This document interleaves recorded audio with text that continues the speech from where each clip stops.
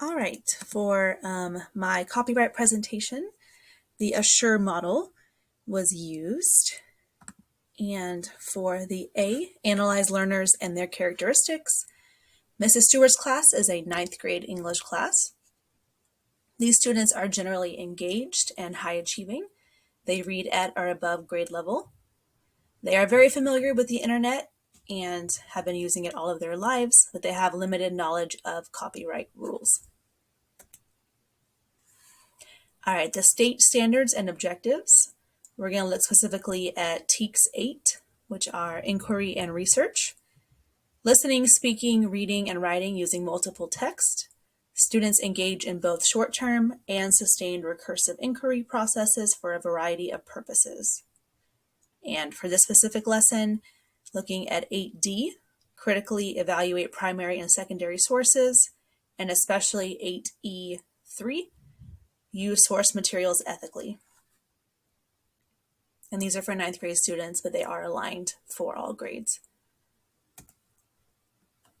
The next S is select strategies, modify, and create. In order to teach copyright rules, I will use a presentation model as well as discussion.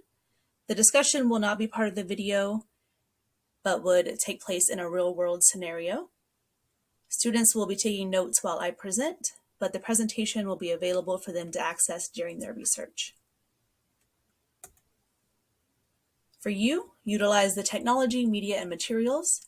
I will be using Google Slides to present the information, and this presentation will be posted on their Classroom Schoology page for future use. Students will access a Quizlet on their device at the end of the presentation to show proof of learning. There will be a laptop cart for students who forgot their device. R, require learner participation. Firstly, while presenting the copyright rules, I will have a discussion with students on how they have researched in the past, clear up any misconceptions, and answer questions. Second, students will be required to take notes on a fill-in-the-blank handout provided by me. And third, students will complete a Quizlet answering questions about the lesson to prove their learning. Lastly, E, evaluate and revise the lesson.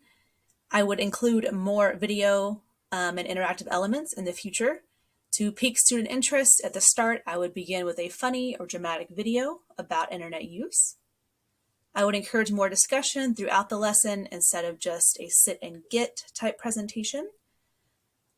And then given there was enough time, I might take students through the process of doing an internet search, looking at resources, specifically those that the library has, like databases, and demonstrating how to cite it properly.